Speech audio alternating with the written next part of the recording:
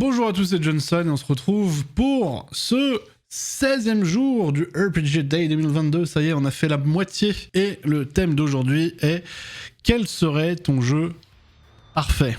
J'ai pas des attentes très hautes, j'ai pas des goûts de luxe, on va dire. Let's go!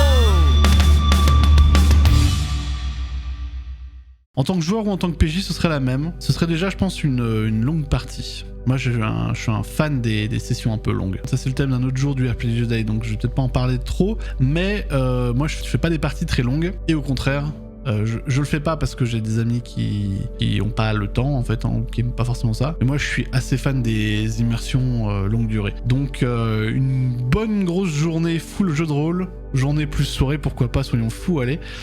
Ce serait assez cool, je pense. À ça, tu rajoutes des super décors. Je sais pas, moi, par exemple, un château. Pourquoi pas au milieu d'un château perdu dans les montagnes pour du mettre-fan.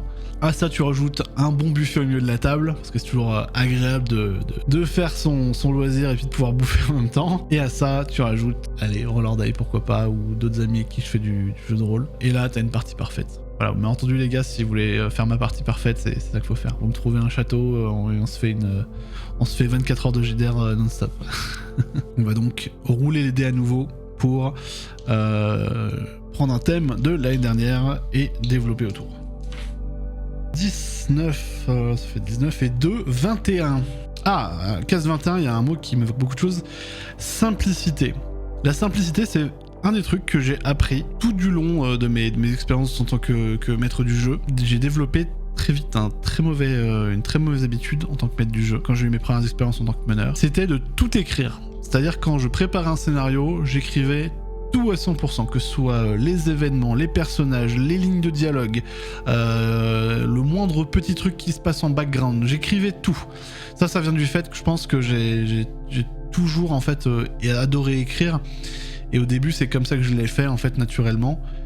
Et j'ai pris l'habitude d'avoir cette énorme béquille qui était en fait une énorme pile de papier avec des détails dessus, pour que, en partie, j'ai toujours une tonne de trucs dans mes notes sur lesquels m'appuyer si jamais il y a un truc qui se passe pas comme j'ai prévu. Seulement, depuis que j'ai recommencé à faire du JDR depuis quelques années, je joue avec un public un peu différent. Je joue plus avec les mêmes amis qu'avant. Là, je joue avec des gens différents, je joue avec les gens de Roller Die, je joue avec d'autres personnes. Et ils jouent pas de la même manière. Et du coup, je me rends compte qu'en fait, écrire une tonne de contenu, ça me convient plus du tout. Au contraire, en fait, je dois réapprendre maintenant à improviser sans avoir 3 tonnes de trucs préparés avant. Je dois faire des scénarios en toute simplicité.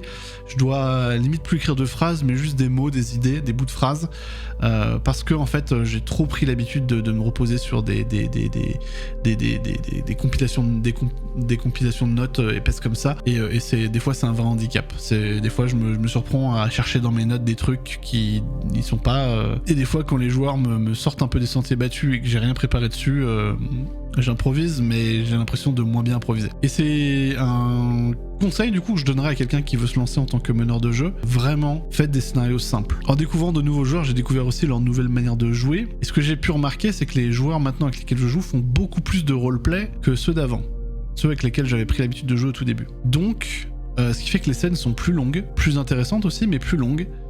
Ce qui fait que des fois, sur mes anciens scénarios, je pouvais prévoir 5 pages de contenu, des fois plus même. Et là, avec les joueurs que j'ai aujourd'hui, on ferait même pas une page, quoi. Alors, des fois, il s'agit aussi un peu, en tant que maître du jeu, de savoir rythmer les parties, c'est-à-dire de faire un peu accélérer quand on sent que ça traîne. Mais faut pas hésiter à faire des scénarios un peu simples si on a des joueurs qui font un peu de roleplay, par exemple, ou qui arrivent à se débrouiller par eux-mêmes, qui improvisent, qui développent tout seuls, qui font du jeu, qui discutent entre eux, qui font des dialogues. Faut vraiment pas avoir peur de faire des choses en toute simplicité, parce que les joueurs vont se charger en fait de développer eux-mêmes. Si j'ai bien appris un truc, c'est que ça sert à rien de se complexifier la tâche de MJ, il y a déjà suffisamment à faire pour en plus préparer 30 tonnes de contenu sur 3 semaines à l'avance. Donc la simplicité, on recommande. On va s'arrêter là-dessus. Vous aussi dans les commentaires, dites-moi quelle serait la partie parfaite pour vous, et n'hésitez pas non plus à participer donc à la case 21 donc de l'année dernière. À me dire ce que ça vous évoque. Comme d'habitude, dans la description, vous avez les liens de mes réseaux sociaux, Twitter, Instagram, TikTok, Twitch et Discord. N'hésitez pas à vous abonner ou à rejoindre mon Discord. Vous avez également les liens de Roller Die, l'émission de jeu de rôle sur laquelle je travaille avec des amis. N'hésitez pas à aller faire un tour. Je suis sûr que ça vous plaira.